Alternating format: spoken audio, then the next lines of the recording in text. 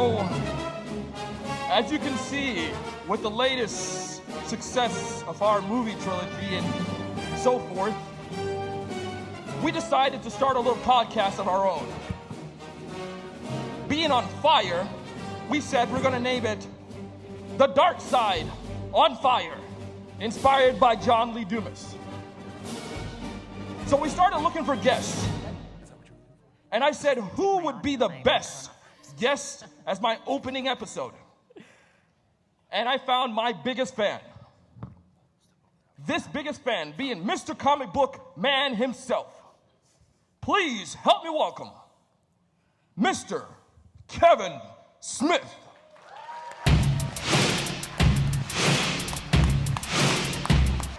You want a podcast? I got a Smodcast. You want a podcast? I got a Smodcast.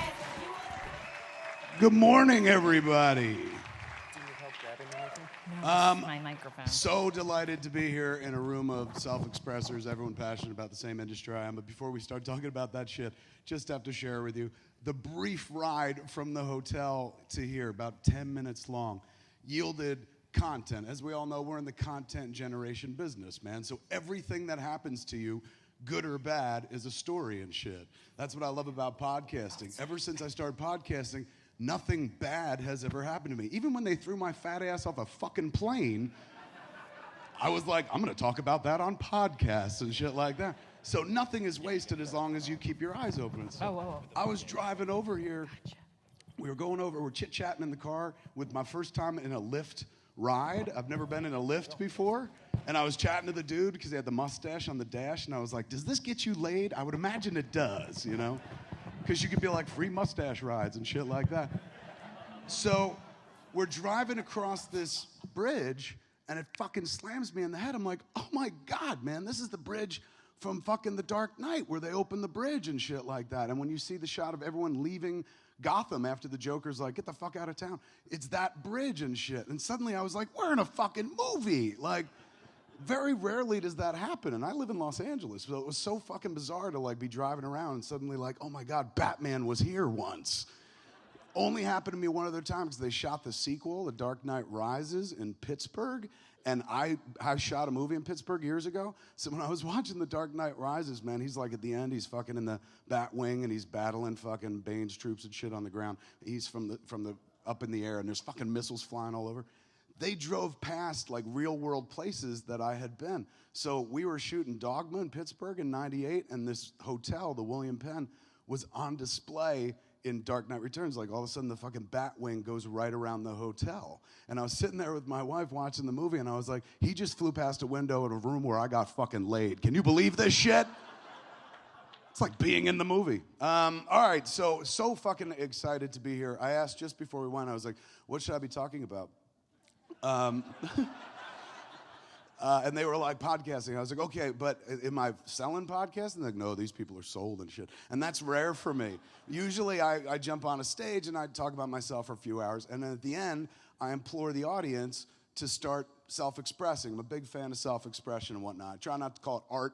Try not to like say, do this, because sometimes there's a chasm between like you and the thing you'd like to do or something like that, because you're like, oh, that's for talented people. I spend a lot of time on stages telling people I'm the least talented person I fucking know and you're listening to me. So let me implore you and give you a piece of advice and shit. Like, you got one life, spend it fucking self-expressing. And I always talked about back in the day, go make a movie because it worked for me and shit. Go make Clerks. The thing I couldn't say when after that was like, it's gonna be expensive, because that's discouraging. Nobody wants to hear that kind of shit. With podcasting, suddenly I was able to tell the audience, go do this. You could do this. It costs you nothing. You have the technology right in your fucking hand to sit around and self-express. You can do that thing that brought you here in the first place. Like, everybody in this room shares that same fucking weird gene that other people in our lives don't share, which is somewhere along the course of your lives, you sat there watching a TV program, or more importantly, probably listening to the radio or listening to a podcast, and had this fucking moment, this earth-shattering moment where you're like, I'm smarter than this person. I'm funnier than this person. You're probably having that moment right now, man. And you're absolutely right, but nobody was ever gonna know that until you were like, well, shit, let me jump into the game. And it's a game that you can encourage others to jump into because it is free. Everyone already has the technology to sit down and start recording and stuff. I was sitting backstage listening to the speaker right before me, and somebody had asked about, it was a great question about like, hey, like you got the help from like an institution, her podcast, I guess, was hooked up with something.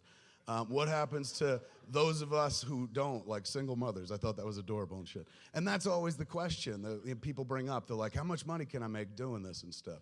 And, you know, I'm all for it, man. And if you can make money off your self-expression, that's fucking beautiful. That's the lesson that we teach our kids now. When I was a kid, I was taught, like, go to college and you'll find a good job after that. That's the only future you could possibly conduct. Now we tell our kids, figure out what you fucking love and then figure out how to get paid for it. That's the American scam, the American dream. So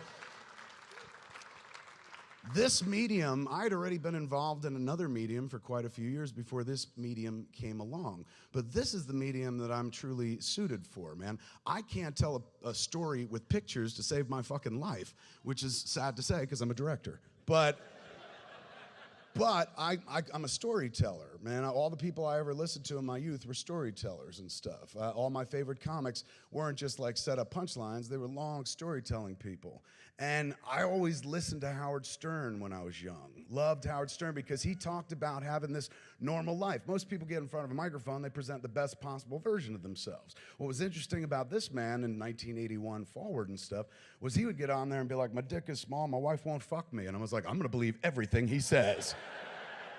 It was refreshing, it was honest and stuff. And my whole life has been about like somebody else does something and I go, ooh, that's fucking good. I think I want to do that. In fact, everybody in this room probably had the same fucking feeling. You know what I'm saying? Like, you look at somebody doing something, you want to do it. That's imitation. It's honestly how I got here. And honestly, it's probably how everybody in this room got here, unless you're like Ricky Gervais. You know, Ricky Gervais was the first person I heard of that had a podcast. I know Leo Laporte beat him by a mile and stuff.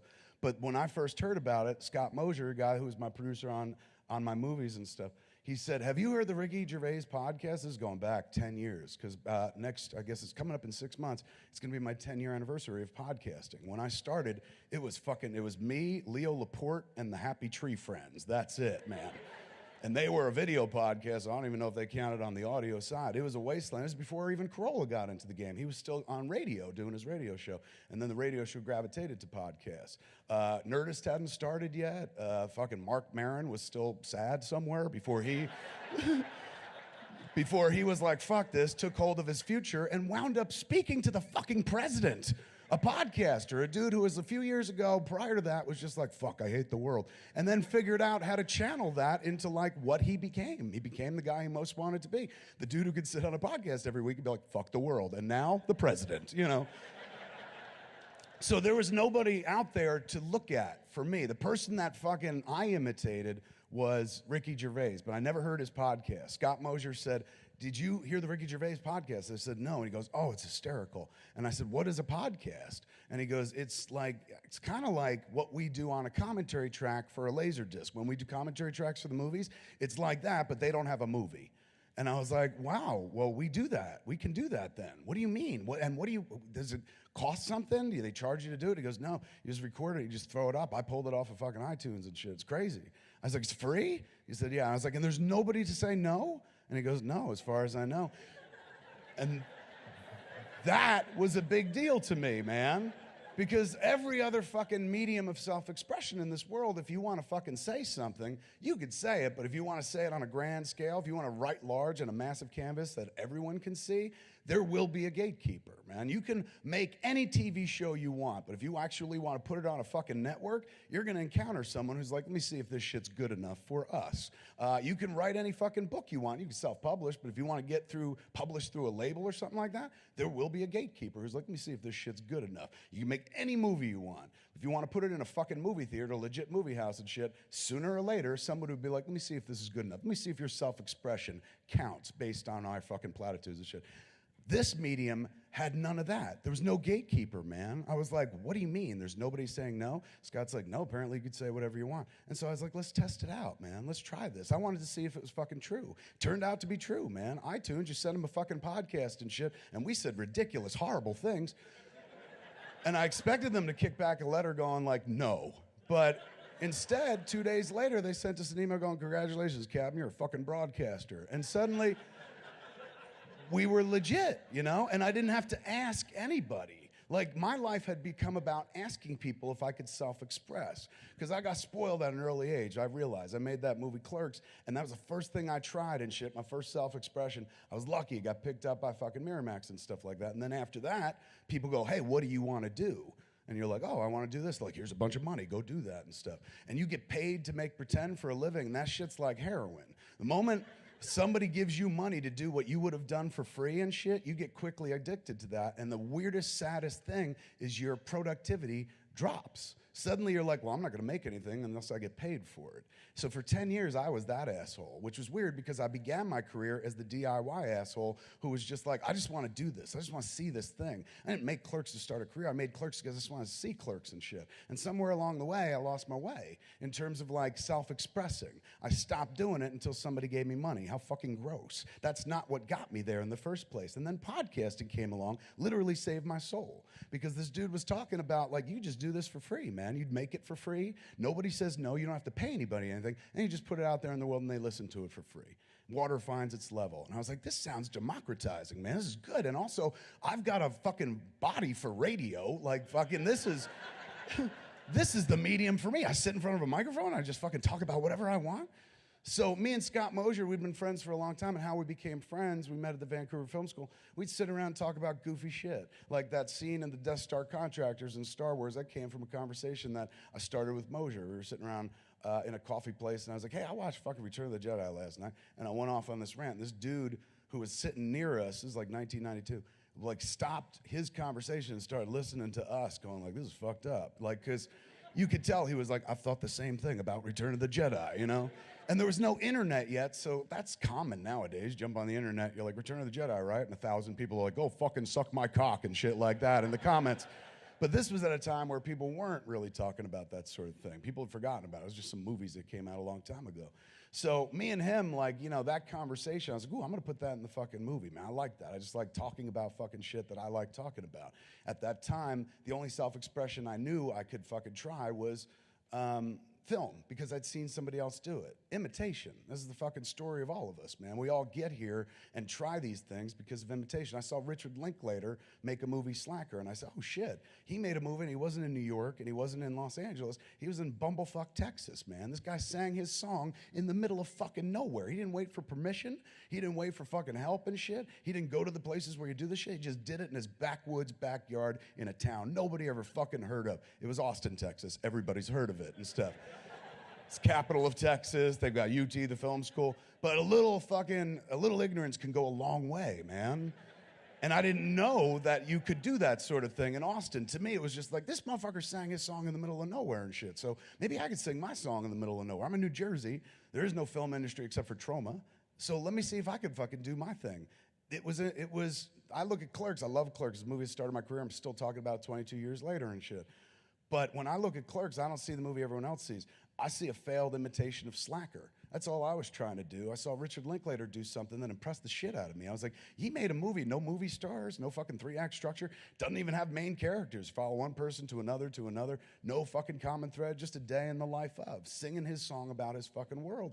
I said, I want to try that and shit. And I've been a movie buff my whole life. I've watched a lot of fucking movies, but this wasn't one of those kind of movies. This is way different, way personal, man. This seemed achievable. Somebody else went forward first, man. I was like, this looks fucking good. So I tried doing it myself. I made Clerks, and I look at Clerks as a failed imitation of Slacker. It's me trying to do Slacker. It reminds me of when I was a kid, I used to like watch Laverne and Shirley with my mom.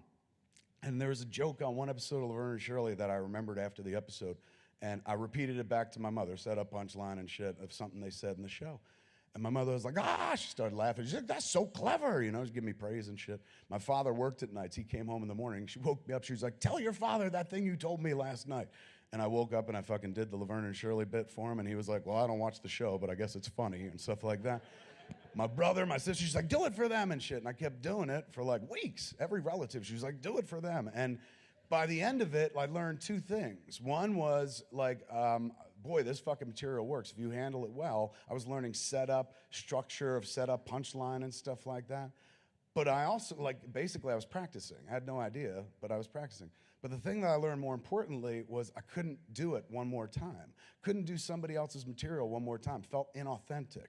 I was sitting here going like, I keep getting this reaction out of doing somebody else's stuff, and I don't want to tell this fucking Laverne and Shirley joke anymore. Let me just change the names. Let me pull out Laverne and Shirley, put my name in there, my brother's name, and let me change it from a beer factory, the plot of the joke, to like fucking the school. And let me try that. And suddenly, I made it my own, you know what I'm saying? I went from fucking imitating right to innovating. That's what everybody in this room fucking does, particularly in the world of podcasting. You don't get here unless you hear somebody else do it first. Somewhere along the way, you heard somebody doing this, you're like, that sounds like freedom, baby. That sounds amazing. There's nobody fucking saying no. I want to do that shit. And I did the same thing. When I began, I was imitating a podcast I'd never fucking heard. I still, to this day, never heard the Ricky Gervais podcast. But Scott's description of it sounded so intriguing, you know? He's like, we do this on our fucking commentary track. So I was like, oh, so if we already do this, maybe we should try doing it as a podcast. Me and Scott used to just hang out and have fun talking to one another, and then we built this business together. We started making movies together. And suddenly the only times we were having fun together is when we were making movies together and shit. So I had this website at the time, Quick Stop Entertainment. It used to be Movie Poop Shoot. We started it after Jay and Silent Bob Strike Back, became a real website. And then people were like, dude, Movie Poop Shoot is really hard to get press credentials for. So we changed it to quickstopentertainment.com. And Ken Plume, the guy who was running the website for me, he goes, we need like something to bring people here. Like I said, maybe I should write a blog once a week or something, a reason for people to come in. And he said, yeah, think about doing that. And then all of a sudden I had this conversation with Scott where he's like, I've been listening to this podcast. And so I put 2 and 2 together, came up with 8. I was like, look, you and me don't spend enough time together doing what we used to do, just sitting around bullshitting, blue sky, and talking about funny, fucked up things and shit. Let's sit around and do that again. Do one of these podcasts that you're talking about and shit. Like, we'll record it, and then we'll put it public. That way, we'll be forced to do it every week, because I know us. We'll do it once or twice and then fucking stop. But if we're on a schedule where people are like, hey, where's that podcast? We'll keep fucking doing it and stuff. So Mosier was like, all right, let's do it. And then it solved my quick stop entertainment problem, because I was like, Ken, I'm going to give you a podcast, and every week you could put that up and stuff, and maybe that'll draw some people to the site. So it didn't start altruistically. It just started like because I was like, that sounds fun. Nobody's gonna stop me. It'll help this dopey website, and I get to hang around with fucking Scott, sit around talking about whatever the fuck we want to talk about. So we sat down, recorded our first podcast, man. It was fucking unbelievable. It was like, you know, when I tell stories in movies, that's not my first language, visuals. It's like I've always, even 22 years I've been making films, I kind of compare it to going to high school, doing 2 years of Spanish, like Spanish 1 and 2, and then trying to pass as a local in Barcelona. Like, visuals are not my first language. Like, I'm a wordsmith more than anything else and stuff. So making movies is always like punching underwater for me. It's just a weird, slow process that I've only tried to grow into over the years. But this, sitting around fucking talking and shit, oh my God, I could do that until fucking there's no oxygen left. I could probably talk for 24 hours fucking straight. So I was like, let's fucking do this. We sat down and did it, and it was amazing. It was the most fun I'd ever had in my fucking life. And I say that having been paid to make pretend and make movies and shit like that. This was so much better. 2 people in a room fucking talking. That's it. No talent. You know what I'm saying? There's so many things that scare people off of doing cool, fun things because like that requires talent and shit. There's no such thing as fucking talent, man. Honestly, I've been doing this 22 years. When it comes to this shit, self-expression, which covers everything from podcasting to making movies, that doesn't take talent. That's fucking make pretend. You're making pretend for a living, or in the world of podcasting, you're just talking. You're just self-expressing and shit like that. That doesn't require talent. Talent is the person who built this room, because there's no beams in the middle, yet somehow the ceiling doesn't fall down. I don't know how the fuck that happens, but I'm like, that's fucking wonderful. Talent is the person that builds a combustion engine so you get from one place to the other in a fucking automobile or a lift or something like that. But it doesn't take talent to do this shit. It doesn't take talent to make pretend. It doesn't take talent to sit down and be like, let me tell you the story of my life. Oh my God, that's fulfilling. That's awesome. That's like free psychotherapy and shit, where you just say whatever you want and you don't have to pay somebody at the fucking end of it and stuff. So for me, I love that notion. I love the notion of like, oh my God, fucking we just say whatever we want. We could just fucking, it doesn't require talent. It always scares people off of shit, man. They hear that word and shit. Art, talent, they seem like big words, create a chasm between the thing and the person that wants to do the thing. But you don't fucking have to be scared of that. Everybody in this room knows that, man. Fucking the first step toward self-expression is losing that fear.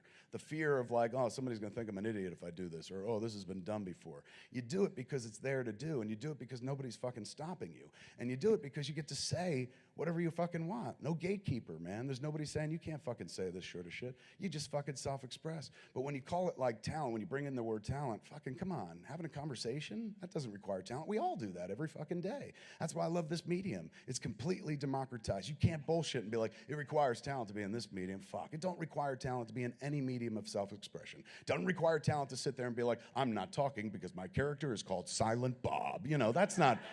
It's the absolute lack of fucking talent, man. It don't take talent to fucking stand on a movie set and be like, I'm Batman. Ben Affleck fucking does it. So it doesn't take fucking talent. The notion of talent in this medium, like you can't hide behind that. You can't have somebody put this forward and be like, I'm good at this, or have people be like, that person's better at this than you. No, this is a medium where everyone says skate, and that doesn't fucking happen in life. It's very rare in life that somebody tells you skate, man. Most times they tell you not to skate and shit. They're like, what are you doing out there? Take those fucking skates off, unlace and shit. Sit the fucking down. You're gonna fucking break your neck. You're gonna embarrass yourself. You're gonna embarrass us. Let those fucking people do it. You fucking watch them. This is fucking nuts. Get off the ice and shit. Take those skates off. Very rarely do you meet somebody who's like, skate, bitch. Lace up and skate. Like, who gives a fuck? If you fall, who gives a shit? Pop up and skate again. Because what's better than this? You're gliding across a frozen fucking sheet of ice. It's like skating on a diamond. Skate. Skate till the fucking horizon. Skate till it never fucking ends. This medium encourages everybody to skate. It doesn't tell people, don't do this. You can't do this. You're not good enough for this. Everybody is good enough for this, man. Everybody in this room is an amazing little fucking content generator and stuff. We all know that. That's why we do shows. So I started doing Smodcast with Mosier. Fell in love with it instantly, man. And we made this little pact with each other. We're like, we're never gonna turn this into a business. Like, you know, we used to do this in film school and it was fucking fun. So we'll just do this. This is something we do for each other, and this is like, we won't ever make money off this. And we're like, fantastic. So we were doing it for about 2 years, and it was popular. People started listening to it and shit like that. And then one day, the person who runs my life in terms of paying bills and shit was like, I gotta talk to you about these podcasts. And I was like, oh, I fucking love them. They're free. And she's like, they're free for everyone except you. I was like, what do you mean? You're just saying it cost me my time? I don't give a shit. Time, not dimes, motherfucker. And she's like, no, no, no. I understand your self-expression rant. This is not about that. She's going, the more people download this thing, more fucking storage you're getting hit with. So like every month, it's costing you like $2,000 to do these podcasts. And I was like, what? I was like, I'm out there telling people this shit's free. And she's like, you're not lying, it's free for them, it costs you. And I was like, fuck, man. And then I had to decide, like, all right, well, do I keep fucking doing this? And I loved it so much that I was like, fucking, it's worth the money and shit.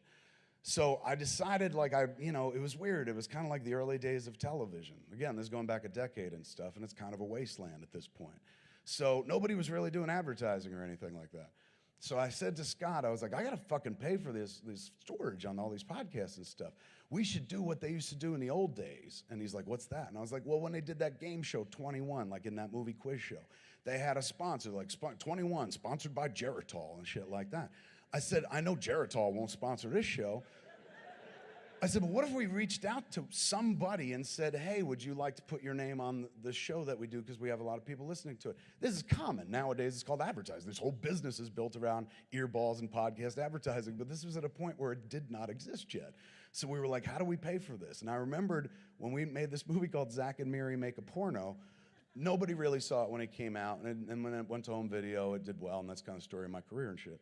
But I got this, I got this letter, and it was like the most precious letter I received off of that movie. And it was, hi, we saw Zach and Miri Make a Porno, and you spoke about our product in the movie, made a joke, and we thought it was hysterical. Thank you so much. If you ever want to do a branded item, call us. We'd love to talk. Love, Fleshlight. So I kept the letter because I'm like, oh my God, the dudes that fucking created the thing that dudes fuck wrote me a fan letter. How awesome is this? So I kept it, and it just stayed like in a pile on my desk and shit. And so there we are trying to figure out, how the fuck are we gonna pay for all this? And I was like, you know, they're not Geritol. I said, but Fleshlight once reached out to me and said, like, we could do a Fleshlight with them themed to one of our movies and shit. So what if I hit these cats up and ask them if they want to sponsor the podcast or something like that? And Moshe was like, go ahead, man, feel free. And so I wrote to them. I said, hey, it's Kevin Smith. You sent me a letter a few years ago. Thank you so much. We do this podcast, blah, blah, blah. We were looking for a sponsor, somebody to pay for like the minimal overhead fees of storage and blah, blah, blah. About $2,000 a month. And you could brand the podcast and shit like that. And instantly the dude was like, oh, I listened to that show. All you do is talk about is Canada and Nazis. It's fun. He's going, but it sounds like your audience is the audience we want.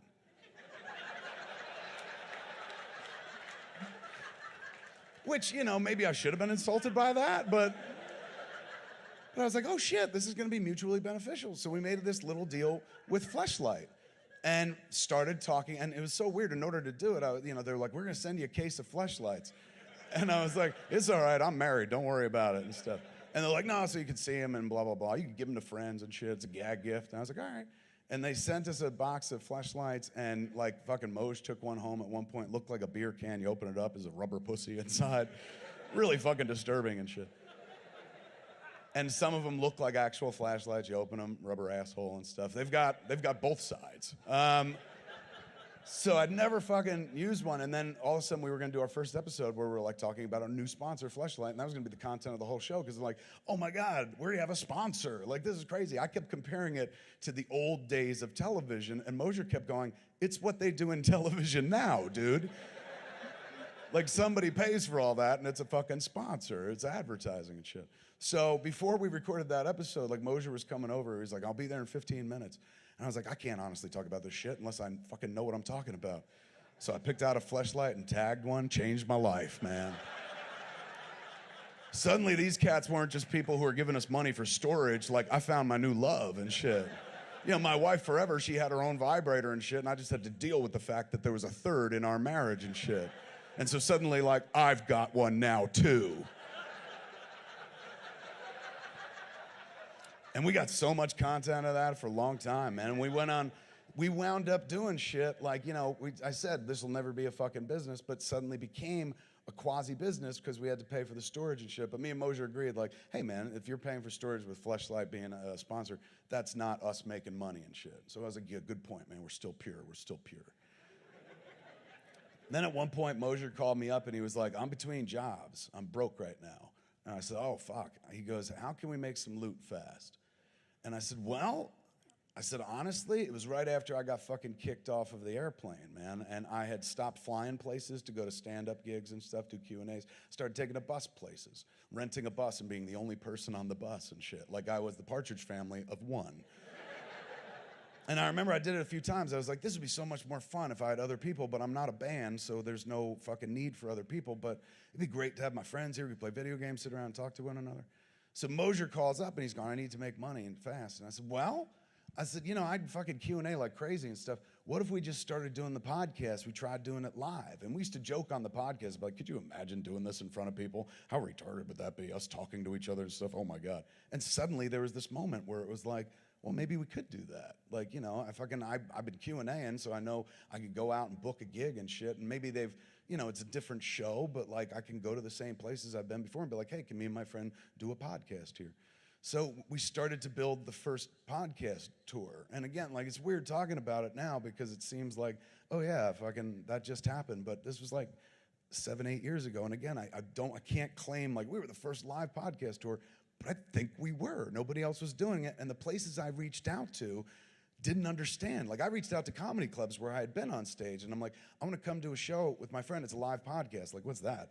And I was like, we just sit there and talk to each other. He's like, there's 2 people on stage? I said, yeah, and you're doing stand-up? I said, no, we're actually sitting down.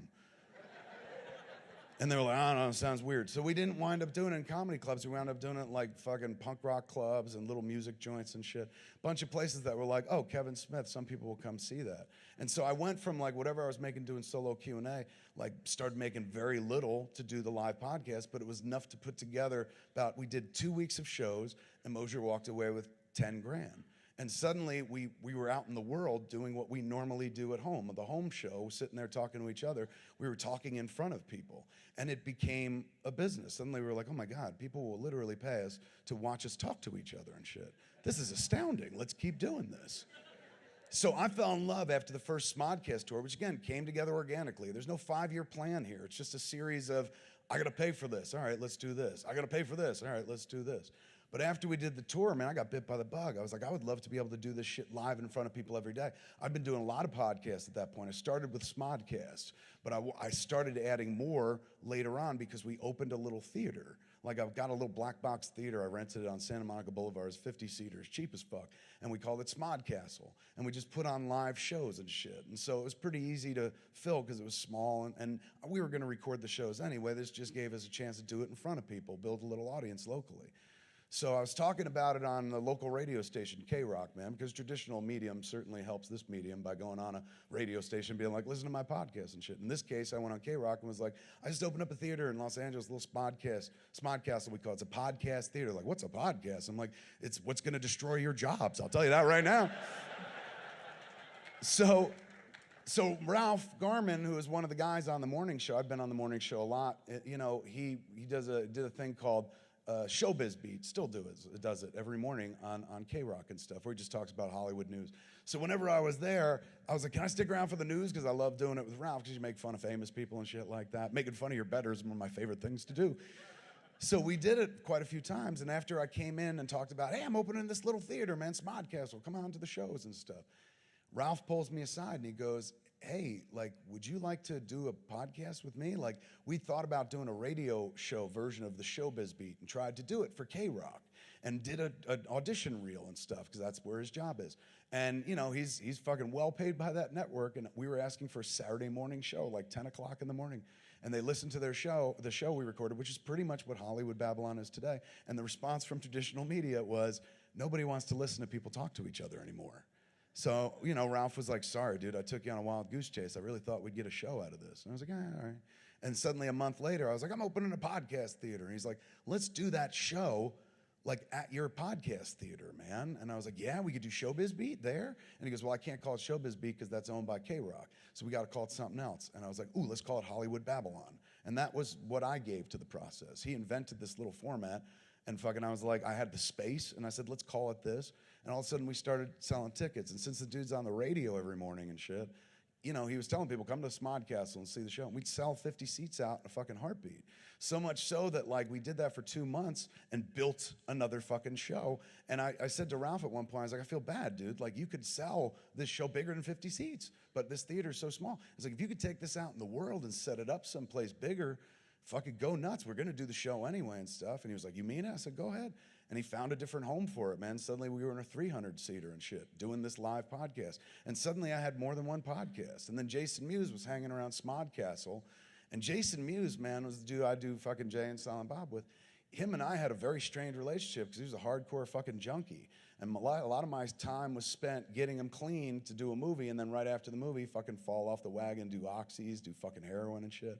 It's heartbreaking. If you've ever had a drug addict in your life, you know what I'm talking about, and he was the worst of the fucking worst. So he had gotten clean, you know, he'd been clean for about 3 months, but he'd gotten clean before, so I didn't really fucking go, like, pinning my hopes on this shit.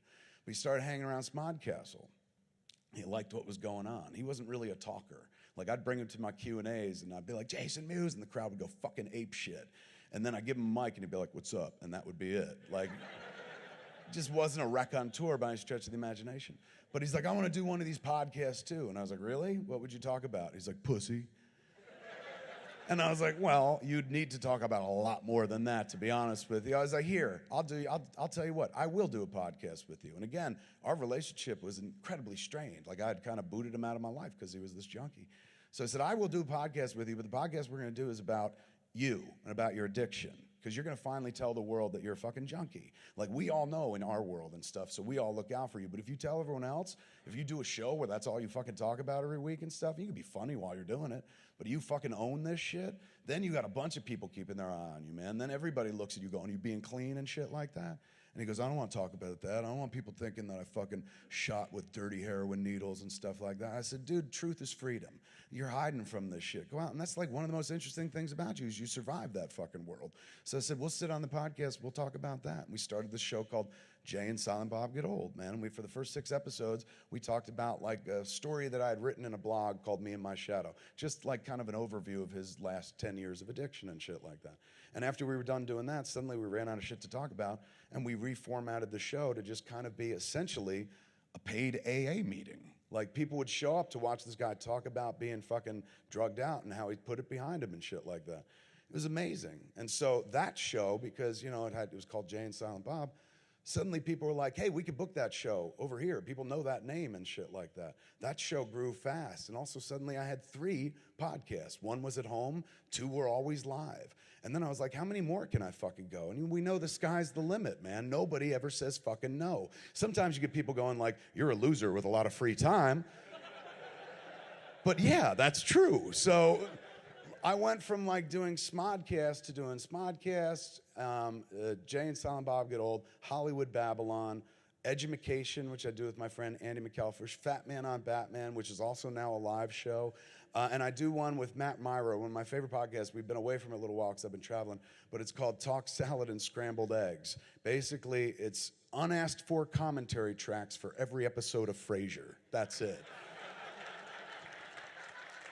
And so into this world, like suddenly you could just do that counts. That's a show. People are like, I'll listen to that and shit like that. Because it's free for them, but of course it costs us. So back in the world of figuring out how to pay for this shit and advertising and whatnot, Fleshlight was the first one we had. And they were with us for a while, and then Joe Rogan started his podcast, and he used Fleshlight as a sponsor too. He asked me at one point, he's like, how'd you get money from those guys? I was like, I just asked. He's like, excellent. And he went and asked, and they started fucking doing his podcast. So, you know, at a certain point, Fleshlight was like, yeah, our contract was over, and we're like, we don't have any more money for you guys. And we were like, fuck, what do we do? And we're like, well, we sold to an advertiser before. Let's just try to find another one. And by that point, we'd done so many Fleshlight ads, other people started reaching out and being like, hey, would you like to talk about Nature Box or fucking Audible.com and all this shit? And it was organic. It was never a plan. It was never like, how do we do this? It was desperation is what it was. How do we pay for this fucking shit? Because people were listening to it. But I never wanted to stop because this was my true medium. If podcasting had existed back in 1991 when I saw Richard Linklater's Slacker, I never would have became a filmmaker, man. So if you want to go back in time and stop me, that's the moment and shit. I never would have became a filmmaker. I would have went home and I would have recorded a very passionate podcast about how much I fucking love Richard Linklater's Slacker and how everybody should go off and make a DIY movie and stuff like that. Because I love that. I love the idea of everyone singing their song. I hate sameness. I hate seeing the same fucking stories over and over. And like, look at everybody in this room. You know you generate content. You do it on a regular fucking basis, man. You've got weird, amazing lives, different from mine, different from hers, different from his and shit. That's worth fucking talking about. Because what else are you going to do in life, man? Like, self-expression is it. You're not an animal. If you were an animal, if you were a fucking deer and shit, that's why deers can't self-express. That's why the most sad fucking thing in the world is a deer facing down a fucking shotgun with the inability to be like, oh my God, please don't kill me. I have a wife and kids, and do you watch Game of Thrones? I watch Game of Thrones as well. Like, they can't do that, so they wind up fucking getting killed and being on somebody's hearth and shit. We have the power of self-expression. So you could say what's on your mind. And honestly, I've been doing this shit for now 10 years. I mean, shit, I've been self-expressive for a long time, but doing podcasts for coming up on the 10th year. And I swear to you, it has made me healthier. This sounds fucking stupid to say because I'm a fat guy, but it's really like made me healthier. Like, because, and it's not maybe physically healthier, maybe the things are combined. You get to say whatever you want. When you talk about whatever you want, you're not bent up inside going like, oh, fuck, I want it. Why won't someone hear me? This is the medium where you could be heard, man. This is the medium of creation. And there's only 2 fucking paths in this world. We know that, right? There's creation and there's destruction. And the destruction path is fucking full. Oh my God, look at your comment section. You'll see a lot of fucking destruction. Because it's easy. It's very easy to jump into that lane and take shots at fucking people that are trying stuff or fucking be like, this sucks, everything fucking sucks, this blows, you blow and shit. Or worse, actively try to take shit down with like fucking people that don't like something, get a bunch of people swarming your website or some such shit.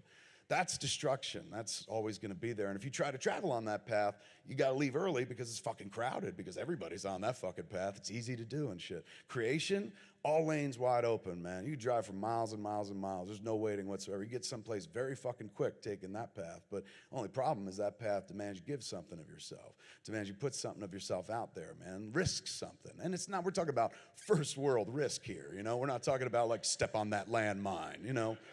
Fuck no. You're not kneeling in a desert going, what the fuck happened to me while somebody's about to kill you over a religious belief. This is you just fucking first world fucking expressing yourself. Like getting beyond the first world, the problem of like, how come nobody hears what I have to say or something like that. That's what I loved about this. The idea of like just saying what I wanted. And it's weird. Like if I hadn't If this had existed back then, I never would have made a movie and shit, but yet that's the only reason people wanted to listen to me talk at first. Like, oh, he made that movie.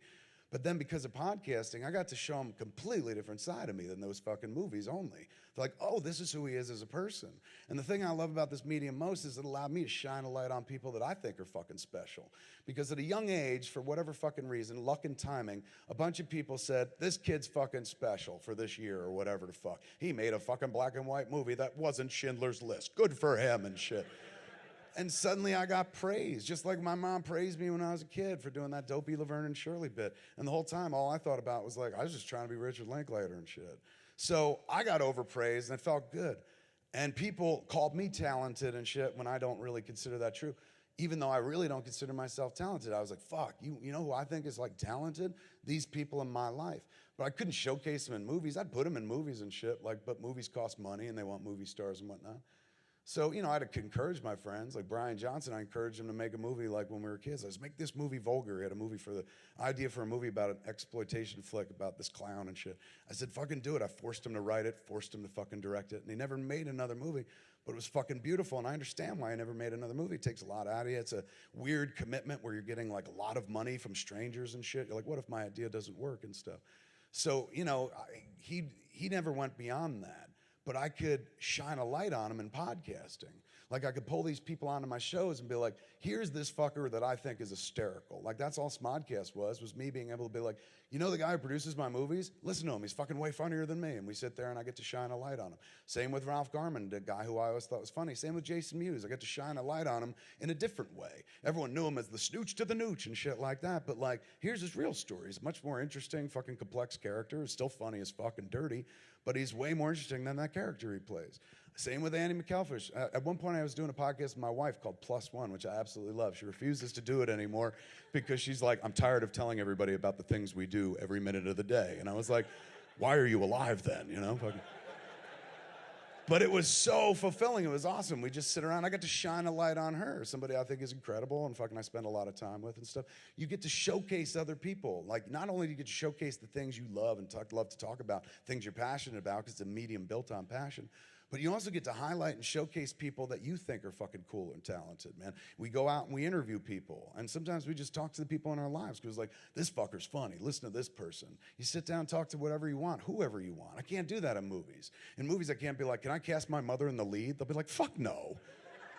But in my home, I could be like, Ma, sit down in front of the mic. We're going to record a podcast all about you and your fucking life. But first, eat a bunch of weed cake, please. And she did. I fucking did the first podcast I did with my mother. She ate a bunch of weed cake and shit. And an hour into it, she was open, man. And I was like, fuck, we're adults here. It's just me and her. And I was like, Ma, what was it like to suck Dad's dick? And she's eating the fucking weed cake going, luscious, Tiger, luscious. And I recorded that shit and I put it up online and people were like, your mother is interesting. And I hear she's single as well. And I did that not for everybody else. I was happy to shine a light on her, man, because all these people said nice things about my mom. I printed it up off the internet. I was like, Ma, some fucking strangers said you're into this shit. You're really fucking funny and stuff. And she loves that. My mother's the type of person when we were kids, you did something, you put it up on the fridge. Most of us in life are just pursuing that fucking thing that goes up on the fridge where our parents are like, good fucking job. And I got to give my mom that moment. Let her talk to a bunch of people and have them be like, fucking good job. She's kind of clever. She's funny, man. How interesting. I would have never heard about her were it not for your podcast. So that was nice. It was content, filled a week and shit. But most importantly, I got that forever, man. I've done a few podcasts with my mom. We don't always talk about her sucking my dad's dick, but like, I've done a few podcasts with her. And, my mom's 70. She's going to be 71 this year. She's not going to be around in this best of all possible worlds, forever and shit. One day I'm going to lose her. I know which way the life goes in one direction, the human race and shit. So sooner or later, she's going to go. And, I'll never forget what she looks like. None of us will ever forget what anybody looks like in this world because we live in the age of Instagram, man, where we're constantly selfieing or taking pictures of other people's selves and putting them up online and shit. You'll never forget what anybody looks like, even if they fucking die. 50 years from now, you'll be able to look back on their images because everyone has been captured image-wise.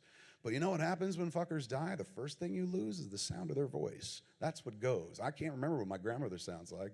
And I spent years growing up with my grandmother, but I never put a microphone in her fucking face.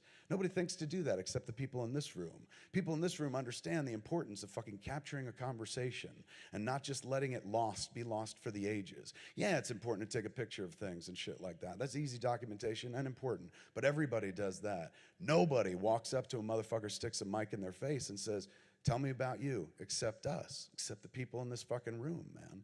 So we heed a fucking important call, as you all fucking know. It's a medium built on passion.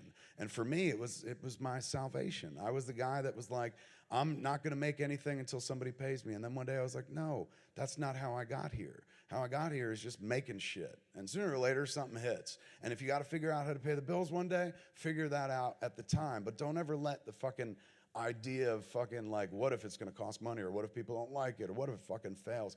So often, nobody tries shit in this world for fear of fucking failure. Everyone in this room has gotten beyond that and shit like that. Everybody knows that like the failure is not doing the thing. You know, the failure is not fucking going like, oh, I tried it and everybody fucking hated it. I've done some podcasts where people are like, we're not into that, dude. And thanks to the medium, the speed of the medium, I'm like, okay, well, we're not doing that anymore. And suddenly fucking you're moving on and shit. You can listen to that audience, man. You can change your position midstream and stuff like that. Or you don't have to. That's the beauty of this medium, is you can do what the fuck you want and wait for them to come around to you. The Coen brothers approach. Coen brothers, when they started making movies, they weren't like, what is everybody else doing? They just did their fucking weird ass thing until the rest of the industry just came to them and started making weird ass movies as well. If you plant at one place, sooner or later, man, the world will come around you. May not always agree with you, man, but they will walk past your fucking doorstep and shit. And you're prepared because you know how to self-express. And you know that failure, there is no fucking failure. There's no such thing as fucking failure, man. You get something wrong once, next time you won't get it wrong again. Failure is just success training. I know that sounds like a cat poster. Of course it does. But it's absolutely fucking true, man. Everyone in this room is already successful because you've stepped into something larger. You didn't sit there for the rest of your life and watch somebody else fucking do it and listen to somebody else talk and be like, fuck, I bet you I could do that. You know how to fucking do it. You're doing it and stuff. I wish I could tell you how to do it more profitably or something like that. I'm still trying to figure that out myself, to be honest with you. I won't lie, we do make money off of our podcasts and stuff, but honestly, at this point, it really pays for all the fucking storage of the people listening to the podcast. So I'm still never out of pocket on this thing. It's still based on passion, but the adjunct that has come out of it, like, you know, the podcast storage is paid for by the ads. But the beauty of the podcast was never like, let's make money. It's just being able to self-express, say whatever I want with nobody stopping me and shit. And then oddly enough, the podcast led to like everything else and weird, wonderful things that I could never predict. As everybody in this room knows, if you've got a podcast or work on a podcast, if you do 20 episodes, sooner or later or more, sooner or later you have this moment. Somebody comes up to you and tells you a very moving story about how some shit you said on a podcast you don't even remember recording. Save their lives. It's crazy. I'm sure it's happened to people in this room. Somebody comes up to you and says overwhelming things about some shit that you sat around and said with your fucking friends. Power of the podcast is this. Jason Mewes would be dead now were it not for Jay and Silent Bob Get Old. That podcast kept him clean. He rebuilt his fucking life. For the first time ever, he bought a house and shit like that because he could put shit together because people were looking out for him. But I'll give you one even better than that, man. We got a TV show called Comic Book Men. That's on AMC. The only reason we have that TV show is came off of a friend's podcast, the podcast that built my podcast network, because we only had Smodcast for a long time, and I encouraged my friends, Brian and Walter, to do their own podcast. They'd been on episodes of Smodcast, and people loved them. Like, your fucking friends are really funny and shit. And these dudes are negative Nancy's, man. Where we come from in Jersey, you don't dream at all. So you're very leery of fucking dreams or dreamers. They're suspect and shit like that. Like, I was scared to tell Brian and Walter that I wanted to go to film school at one point when I was a kid because I know them. Like, they're not encouraging people. At least they weren't then and shit. So I didn't tell them up until a week before I was going to leave, and then I took them out for pizza up the hill at Kevin Horvath's pizza place, and we're sitting at the pizza place. I'm on one side of the bench, there's Walter, there's Brian on the other side of the bench, and we're bullshitting, eating fucking pizza, and there's a little lull in the conversation while they're eating, and I see my moment, and I said, here it is. I dive in. I said, okay, so I'm going to go to Vancouver, Canada next week to go to film school for 8 months and learn how to make a movie. And when I come back, we're all gonna make a movie together. And I'd never said anything like that to those cats, man, like ever. So they looked at me with these expressions on their face that read differently, as if I had said to them, like, okay, I'm gonna slide under this table and you two are gonna have a sword fight in my mouth. And whoever comes first loves me most, you know. They were fucking blank-faced, like, what are you talking about and shit like that. I didn't tell them till the last minute because I was afraid they'd fucking talk me out of it, man. I was afraid they'd be like, don't do that. What are you, fucking stupid? What if it fucking doesn't work and shit like that? So I went to film school, came back, made those movies, made the movies with the boys and shit. Walter, one of those cats, true doubting Thomas, man. He could play that guy in the Bible. Like, he's the guy just like, I don't believe that and shit. Till I put my fingers through the fucking wounds, that ain't Jesus and shit. So he was the guy, I didn't believe in anything, man. And suddenly I went to film school, and he was the guy that would write me all the time. The guy least likely, because he was like, that's fucked up. You just left and you went to school. You think you could make a movie? Like, he was interested in that kind of thing. There was something about it. There was some self-expression in him, which he was never going to fucking investigate. But seeing me do it, some dude he fucking knew and shit, and he knows, like, Smitty, he ain't fucking smart, but he's doing this? That's interesting. He was supportive in the best way he could be. He'd write me letters all the time and shit. So I came back, made the movie with him and shit. And he became a slow believer over time, but he was never the fucking why not guy. You know what I'm saying? Like, you can get a lot done in life surrounded by why not people, but the world is fucking full of why. You tell somebody you want to do something, step outside your box, do something a little fucking different, you won't get met with a chorus of hosannas and shit. You will get slapped across the face with the big floppy dick of why. People are like, why? Why do you think you could do that? Why are you saying this shit? Why now all of a sudden? Why are you being like this and I'm not? Why are you acting this fucking way and shit? People don't like to see you try something different or reach or ascend because the world's a crab pot, man. And the moment you fucking climb up to the top and shit, there's 1,000 fucking claws to pull you back down because misery loves company. If you ascend, that's a reminder to all those that were there when you started that you all could have done the same fucking thing, but they just chose to try to pull you down and fucking make fun of you or whatever the fuck. So at that point, man, you know, fucking I was like, I've been sitting around with Brian and Walter for years as why people, why? I realized I had to surround myself with why not people. You want to get something done, you need why not. So you tell people, like, I want to try this thing. Like, why not? That sounds fun. Why not? I got nothing else to do. I was just going to jerk off today. Why not? Let's do that and shit. So boom, you get shit done. I was the why not guy in our group, and I slowly turned those two dudes from why into why not. But they built our future just by being the dudes that they were, man. I bring them on Smodcast. People liked them. All the feedback, they're like, those guys are funny. They should do their own podcast. And I kept telling them to do that. And Walter had no interest in that kind of thing. And Brian, not too much either. But then I got this phone call from Walter one day. And he goes, you should call Brian. I said, why? And he goes, he doesn't sound good lately. And I said, well, he's sick? And he goes, I'm kind of sick. I said, really? He goes, please just call him. And Walter never calls me. And he never calls me with concern for others or something like that. So I'm like, all right. And I called Brian Johnson, dude from Comic Book Men, the big beard guy. I said, what's up, big? And he goes, I got 1 foot on the stool. And I said, oh, that's a grim fucking proposition. Like you, considering you were one of my favorite people in the world, why the fuck would you say that? Brian Johnson is the guy that I based Randall on in Clerks. He is Randall. So that's like Randall going, I got 1 foot on the fucking stool. I said, what are you talking about? He goes, nobody gives a shit in this life. He's going, I'm just so tired, dude. I'm tired of not mattering and shit. If it weren't for my niece, I don't think I'd be here yet another day and stuff. He's like, that's where I am right now. And I said, well, listen, don't fucking talk like that. If you're going to talk like that, do me a favor, record a podcast. And he goes, yeah, that's the cure for death. I said, it could be, dude, honestly. Like, whenever you're on my show, you said, like, you don't matter. You just said it to me. You said, like, nobody gives a shit. Nobody fucking, your voice ain't heard. I said, whenever you're on my show, people go, like, that guy's fucking funny. He's weird and funny. He has different ideas and shit like that. I said, why don't you record a podcast? Sit around, just record a podcast. Before you talk about fucking standing on stools and shit like that, take the goddamn noose off your neck, sit down and record a podcast with Walter. Do that for me. And he asked Walter, like I said, Walter, will you do it with him? And Walter's like, I'll do it with him because he'll do it twice and then he'll stop it, but this will help, so I'm fucking game. And they sat down and recorded a podcast and sent it to me, and they were like, what do we call it? What do we do? And I was like, tell him Steve Dave. Like, that's what you say to each other in the movies and shit. That's your most famous fucking line from the movie. Just call it that. And so we put up this podcast, Tell Him Steve Dave. First thing it did was birth a podcast network for me. I suddenly had 2 shows. Instead of Smodcast, I had Smodcast and Tell Him Steve Dave. Next thing it did was save Brian Johnson's life. It was amazing. Week later, man, I called him. I was like, how you feeling, big? He goes, well, I stepped off the stool today. And I said, that's fucking good to hear. Why? He goes, amazing, dude, that podcast. He's going like, I went and read what people wrote about it. Like on iTunes, there's a bunch of people writing like reviews, I guess.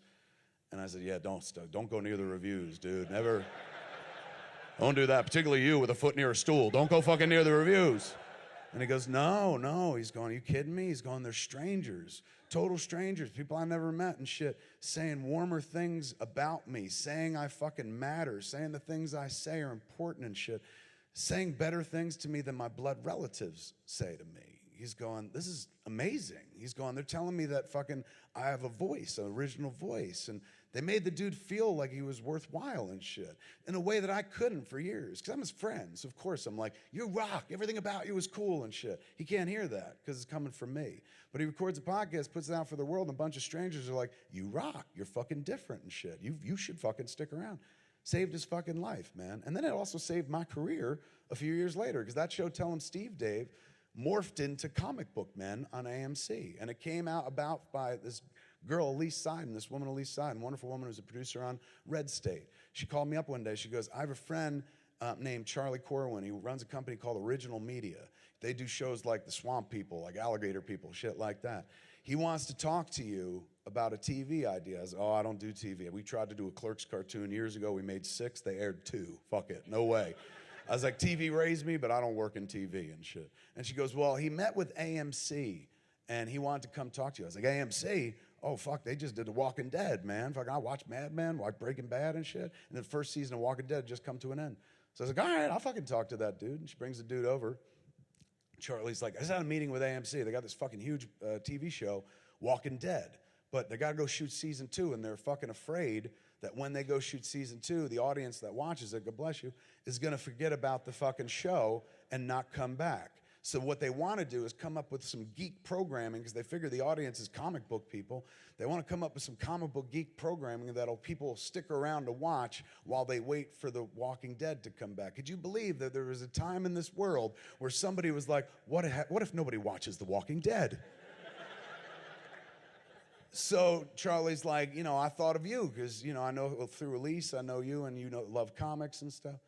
I said, well, no, I'm glad we met. I said, but I don't have any ideas for shit like that. I was like, AMC intrigued me because that's the only network I fucking watch, but I don't have any ideas. I said, but you know what you could do? There'd be really cheap geek programming that I would watch. You could do Pawn Stars, but set at a comic book store. And he goes, really? I said, yeah, bitch. When I was a kid, I used to watch fucking Antique Roadshow with my old man, and it was torture because everything they showed was old and dying and stuff like that. And I was a little kid, but every once in a while, they'd be like, here's a comic book. And I'd be like, everybody shut up, And I always wished they would do like an All Berries episode where it was just nothing but comics or nothing but toys. So I was like, I watched that fucking show, and everybody knows what a comic book store is at this point, thanks to The Simpsons and stuff like that. Comic book culture is very popular now. So you can get away with sticking a camera in a store. And I'll tell you what, man, people that work in comic book stores, man, they're funny as fuck. And they have a lot of erudition. They're the smartest people in the fucking room. So we could do like a nationwide search to find like the most fucking sardonic comic book store staff in America and then shoot the show there. And he's like, all right, I'm going to try this out. I'm going to say it to AMC. And he called me the next day, and he goes, AMC likes this idea. I said, really? He said, yeah, they want to shoot a sizzle reel. And I was like, what's a sizzle reel? And he goes, a little version of the show that would act as the kind of, a pilot for the whole thing, man. And I said, okay, how long is it? He goes, 7 minutes. I said, yeah, I guess we could do that. And are they paying for it? He goes, yeah, they're putting up 10 grand. And I said, wow, 10 grand to shoot it. I said, is that a lot? And he goes, no, not really. We'll blow most of that in the location fee alone. And I was like, what location fee? He goes, well, we got to shoot at a comic book store. And I said, yeah, but I thought we were going to do a nationwide search to find the most sardonic comic book store in America. And he goes, we can do that if they like the sizzle reel, but we don't have a show yet. We got to show them what the show would look like. And then if we get the fucking deal, then we do the nationwide search. And I'm like, oh, I get it. I understand. I was like, so we need to shoot at a comic book store. And he goes, yeah. And I was like, well, I own a comic book store. And that was the first time I'd said it in 3 weeks. And he goes, you own a comic book store? He goes, why didn't you fucking say something? And I was like, I don't know, it sounded braggy, I guess. Like, I said, but yeah, I own a comic book store in Red Bank, New Jersey. It's right outside of Manhattan. It's called Jane Silent Bob's Secret Stash. She's like, it's named after the fucking movies? I said, yeah, I guess. He's going, fuck, let's shoot there. That'll be a great place to shoot the sizzle reel and shit. I said, okay. I said, yeah, I'll tell you what, man. I said, the guys who work at that store, they do a podcast called Tell 'em Steve Dave. They're funny. They've known each other for years. So those people, they could be in our sizzle reel. They could stand in for whoever the real people are going to be when the show gets picked up and shit. Like, I still hadn't even thought about, like, oh, here's the show. So Charlie goes, all right, well, can I hear him or something? I said, yeah, they do this podcast. I'm going to send you some links. I sent him links to the first 5 episodes of Tell 'em Steve Dave. And Charlie calls me the next day. He goes, you're a fucking idiot. This is the show. I said, really? He goes, yes. He's going, these fucking two, they sound like they've been married for 30 years. All they do is bicker at one another. They're hysterical. He's like, and they make fun of the other guy. He's going, we got to introduce him to the AMC execs. I'm going to bring them down because this is the fucking show. And I said, well, you can't bring AMC people to the comic book store. And he goes, why? I was like, because I didn't tell the guys about this at all. And he goes, well, I'm sure they'll fucking love it. And I was like, oh, no. I said, you don't know these guys. And he goes, who the fuck wouldn't want to be on TV? I'm like, Walter Flanagan, I'll tell you that much. I said, let me talk to him and see if he's into it. He was like, what do you mean see if he's into it? I was like, dude, I'm telling you, I've known this man 20 years. Trust me, let me handle this. So I called up Walter. Walter's at the stash. He runs a secret stash, just like he does in the fucking TV show. He calls, answers the phone, comics. I said, hey, man, it's me. And he goes, hey, what's up? And I said, fucking a damnedest thing just happened, dude. I was like, you're never going to believe this shit, man. I said, you know, AMC? He goes, yeah, they did The Walking Dead. I was like, yeah, The Walking Dead, man, yeah.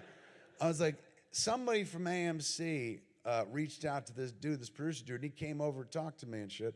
And we talked about doing a fucking show, and he came back with a proposal from AMC. This is going to blow your hair back, Walt. AMC wants to do a reality show set at the Secret, and click, he hung up the fucking phone. I called him up, and I was like, did you fucking hang up on me? And he goes, yes. I said, why'd you fucking hang up? He goes, I don't want to do that. I go, what do you mean? He goes, I ain't doing no reality show. I said, why not? And he goes, because I don't want to be Snooki. And I said, why not? Man, I read that Snooki made a lot of money last year and shit. He goes, I'd rather keep my dignity and not get punched in the face. And I was like, you don't have to do that every episode, man. That only happened fucking once. I said, but you wouldn't fucking be Snooki, man. I'm telling you, man. This is, here, if we do this show, because this is just a pilot, dude. This ain't a TV show. Yeah, it's just an idea for a TV show. If we do it and AMC likes it, they might put it on the air and shit, and that's a free commercial for the store. And about a year prior, I'd had a conversation with Walter going, we got about 2 years left to the store, man. Like, we made it to the 10th anniversary and shit like that. I think it was the 12th anniversary. I said I'd make it as 10 years no matter what. You were always guaranteed a job for a decade. I said, but, like, I ain't making any more of those movies, and the comic book market is falling apart, so I have give us about 2 more years before we have to shut it all down. So this is a year after that conversation, so I was like, you know what, dude? If this works, we get a fucking TV show. It's a free commercial for the stash. Maybe the stash can stay open, and we don't have to close. And he goes, all right, I'll do it for that fucking reason. He goes, but I ain't doing it unless Brian Johnson does it too. And I go, Brian doesn't work at the stash. And he goes, exactly. So I said, all right. So I call up Brian and shit. And I was like, hey, man, what are you doing, big? And he goes, I'm just hanging out. What are you up to? I was like, it's fucking crazy, man. Like, never going to believe this. You know AMC? He goes, Walking Dead. I was like, yeah, The Walking Dead. I was like, AMC... they want to do a reality show set at the Secret Stash. And he goes, Flanagan's going to hate that. And I said, he does fucking hate it. And he goes, you talked to him already? I said, yeah, I called him up and said the exact same thing I said to you. He goes, what did he fucking say? And I said, he told me he didn't want to be Snooki. And Brian goes, who wouldn't want to be Snooki, man? He goes, Snooki made a lot of money last year. I was like, that's what I fucking said. He goes, he's against it, huh? And I said, yeah. And he goes, yeah, no way you get that past Flanagan, man. He's like, you know, it's your store, but it's really his store and shit like that. because I'd given Walter the store when I got it years ago. Walter and I used to drive around reading comics. Like Walter, without him, I'm not the person I am today. Walter Flanagan was the guy that instilled hockey and comics in me. And most people, when they think of me, they're like, oh, he likes hockey and comics and shit. That came from fucking Walter Flanagan. Started hanging out with him after I got out of high school when we were working together at the Recreation Center, where I also met Brian Johnson and Jason Mewes and stuff. It was an after-school kid program. So 3 o'clock, you get out of school. If your parents are working and shit, you're a latchkey kid. You come to the rec center. We play kickball with you, a little foosball, whip some pudding at your ass, and then send you home at 6 o'clock. So we all met in the care of children, if you can believe that shit. And so Walter was this dude, like, he believed in shit, stood for something, not in an obnoxious way, but he was like the first person I ever met of a certain age that copped to liking comic books. Now everybody does. This is 1989 and shit like that. This dude, like, loved comic books, and he looked metal as fuck. He had, like, a mullet and wore a denim jacket with a metal album cover on the back and shit like that. And I worked with him for like 8 months. Dude never said anything to me. And one day I said to my boss, Timmy Hill, I was just like, Walter never fucking talks to me, dude. Like, how do I fucking reach this guy? And he goes, he likes comic books. I said, really? Oh my God, I used to read comics when I was a kid. I love fucking comic books. All right, I'm gonna talk comics with him. So we were playing foosball, me and Walter and 2 5-year-olds playing foosball. Not against them, that would be fucked up. Like, bam, we win again. That's reality, fucker. Like, we each had a 5-year-old. That sounds even more fucked up. We were each playing defense, and 5-year-olds were each playing offense on opposing teams. So, you know, when you play foosball with 5-year-olds, you got a lot of fucking time to chit-chat because they can't even see over the table, and all they want to do is spin the fucking dudes. So I said to Walter at one point, I was just like, hey, so I understand you like comic books. And he was like, yeah, he's just facing the game and shit, and that was it. So our conversation was going to die in committee unless I fucking said something else. So I was like, well, I used to read a lot of comic books when I was a kid, but then I gave that shit up, man, you know, when I went to high school because I wanted to get laid. And that dude looked up so sharply, he could have cut a diamond. He was like, what the fuck does that mean? And I was like, oh, it's just most people think that, like, adults, you know, read comics are weird because comics are for kids. And he goes, what people say this shit? And I was like, well, not me, but I've heard others fucking say it. And he reached into his back pocket, and the dude pulled out a copy of The Dark Knight Returns, the trade paperback. And he goes, read this tonight. You read that, and you tell me if that's for kids. And I was just blown away. He had a copy in his back fucking pocket, man. Like, that's how he rolled in life. Walked around waiting to find fucking idiots and be like, ignorance, knowledge. So I took that book home, and I read it that night, and like anybody who's ever read The Dark Knight Returns probably already knows, it's one of the greatest pieces of American literature ever produced, just also happens to have Batman in it as well. So I love this book. It became my new Bible. I came back into fucking work the next day. I was like, this is comic books now? Holy shit, this is fucking astounding. This is one of the best things I've ever read in my fucking life. I was like, if this is comic books, I'm back. I'm going to start collecting comic books with you and shit. And he goes, yes, that is comic books. So the next time somebody tells you the comics are for kids, you show them this image of Batman breaking some fucker's spine. That's not for children. That's metal. And I was like, I want to be you, you know? Because I'm a weak-willed individual. I've never known who I've been, man. I'm 45, going to be 46 next month. I'm still trying to figure out who the fuck I am. The one thing I know about myself, the thing I don't like, is that I'm easily pushed off things. You know, I could be fucking ridiculed off of a fucking thing. I'm the guy that's like, look at this. I made this. I fucking love this. I put everything into it. This is the fucking best thing in the world. Until the audience is like, that's fucking stupid. I'm like, you're right. Let's kill it right now. I get pushed off of shit fucking real easily. That's why I like to be around people who have strong fucking centers, people who know who the fuck they are. It's the only reason I got here today. The only reason I sit on a podcast and talk about comic books or Fatman on Batman is because Walter Flanagan stood up for what he liked. And, you know, even though people were like, that's fucking stupid, you're an old person and you're reading comics, he's like, hey, man, I read The Watchmen. And the people who are telling me I'm stupid, they haven't read The Watchmen. Who's fucking stupid in that equation? I like what I like. Fuck everybody else. That dude like taught me to have a bit of a spine and shit like that. So we would drive around buying comic books like all around New Jersey and shit. It was before the internet, so you'd rip pages out of a phone book, go find a fucking foreign comic book store upstate or in New York and shit. And while driving around, you know, I'd be like, this is the best, man. What's better than this and shit? You know, it'd be great if we owned a comic book store. And Walter's like, nah, I would love to run a comic book store. And I was like, it's the same thing. He goes, no, man. When you own it, you got responsibility. He's going, but if you run it, you get a deep discount and shit. And I was like, yeah, that's a good point and shit. So years later, there's a comic book store that we would go to all the time right in Red Bank, Comics Plus. It was run by, not Comics Plus, Comicology. It was run by a guy named, we didn't know his name. We called him Steve Dave. We weren't sure if his name was Steve or Dave. So we would talk to him and just say both of the names real fast and hope that he'd gravitate toward one. So he'd be like, "Did you read Batman this week?" Like, "Yeah, Steve Dave. It was really fucking awesome, Steve Dave," you know. Hoping one day he'd be like, "Did you say Steve?" And I'd be like, "Dave, that's his name," and shit. So I went into the store one day and old Steve Dave was like, "I'm closing the store." And I said, "Really?" He goes, "Yeah, me and my wife are moving to Taiwan or Thailand, one of the Thai countries and shit. And we're gonna teach English, so I'm not gonna hold the store open anymore. We're gonna close it." And I was like, "Fuck, man," because we were getting like 35% discount on our books at that point.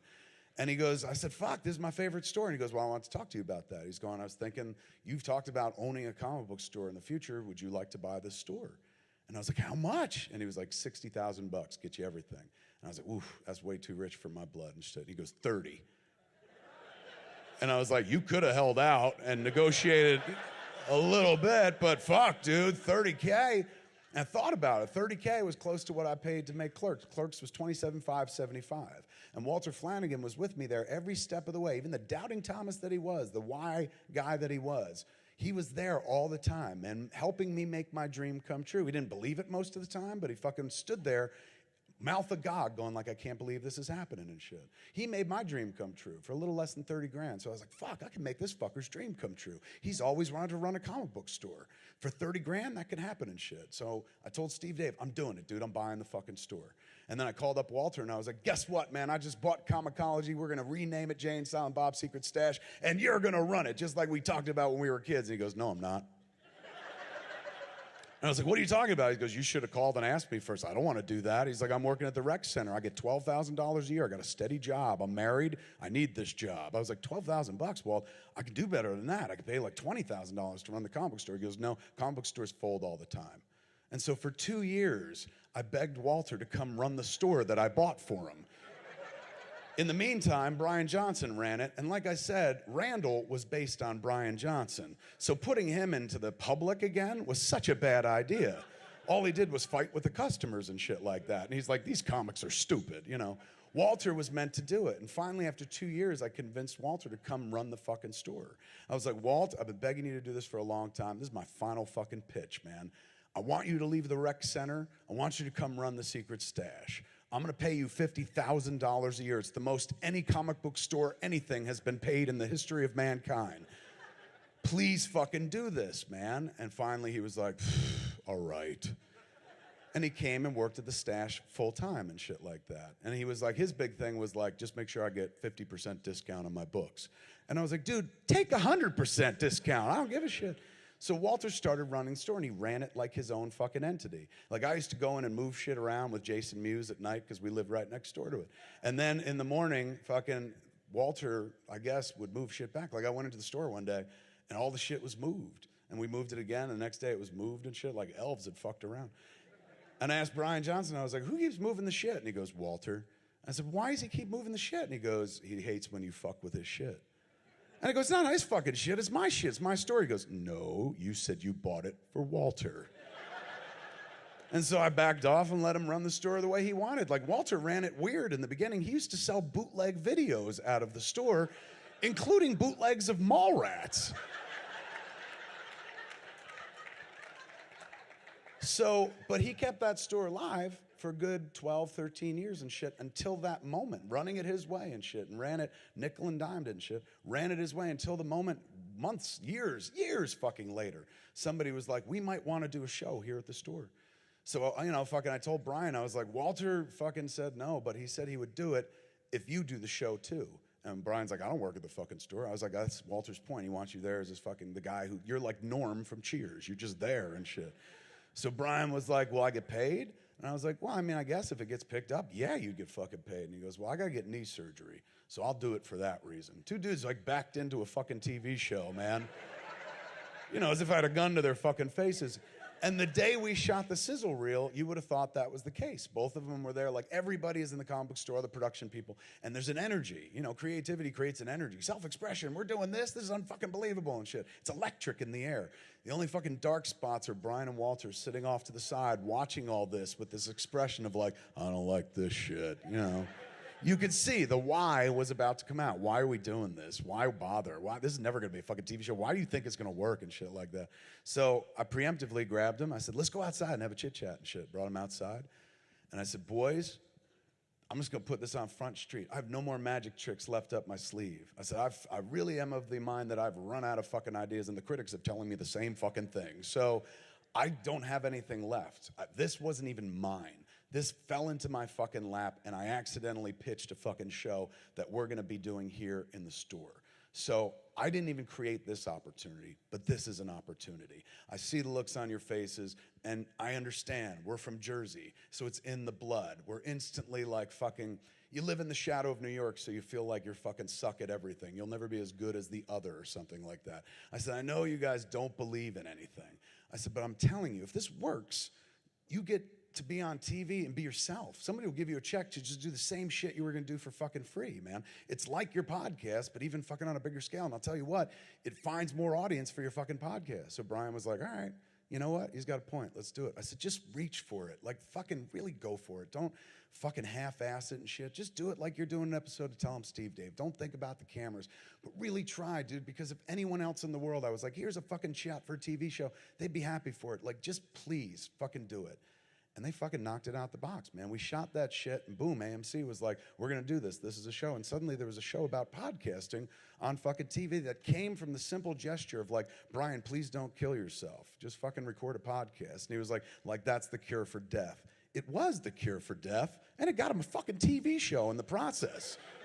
You never know where the shit's gonna go, folks. So please, continue what you've been doing, man. You are the standard bearers of a new generation of storytellers. This media belongs to you. You're pioneers, man. They'll be talking about this shit, no lie. Look, we're at a convention for it. Like, you can do the podcast movement because there's enough of a podcast community to support something like this. So we're still in the early nascent stages. I was there at the very not the very, very beginning. That was the dude from MTV. What's his name? The first podcaster? Adam Curry, man. Adam Curry is the founder of this shit. First podcaster was him, but I was kind of there early on and stuff.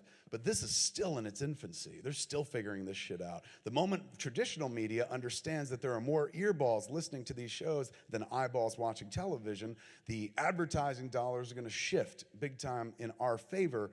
And that means that everybody, even the smallest podcast, if you're carrying like 5,000 earballs, somebody's going to be like, hey, man, you want to talk about Nature Box? Because it's an advertising world. I didn't know that when we started, but that's really what it comes down to. And in the beginning, I always felt like it was as dirty. It makes it a business and shit. But no, it affords me the opportunity to sit down with special people and tell fucking stories and not have to pay for it myself. And then who knows what else comes out of it? Road shows, fucking like the TV show. In my case, that's not going to be the case for everybody. I understand.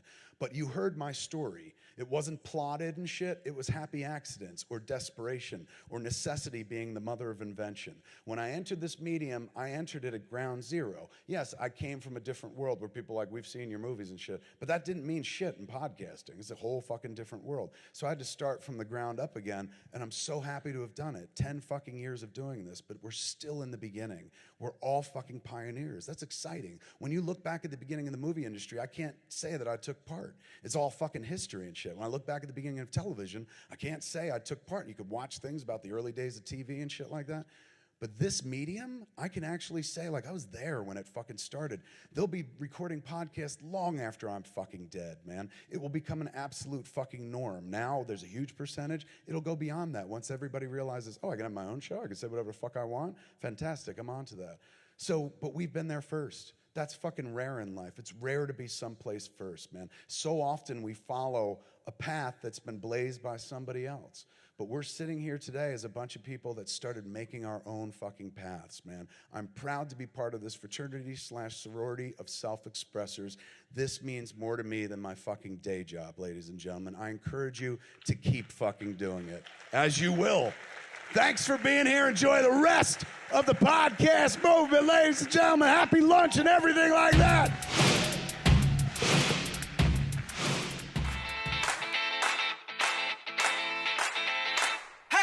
In 2017, podcast movement is hitting the road as we make our way to the West Coast. Spend some of your summer with us at the beautiful Anaheim Marriott in Anaheim, California. Join us August 23rd through the 25th as podcast movement does it better than ever. We'll once again have amazing featured speakers and all of your best podcaster friends from all around the world. All that's missing is you. Register today, and we'll see you in California.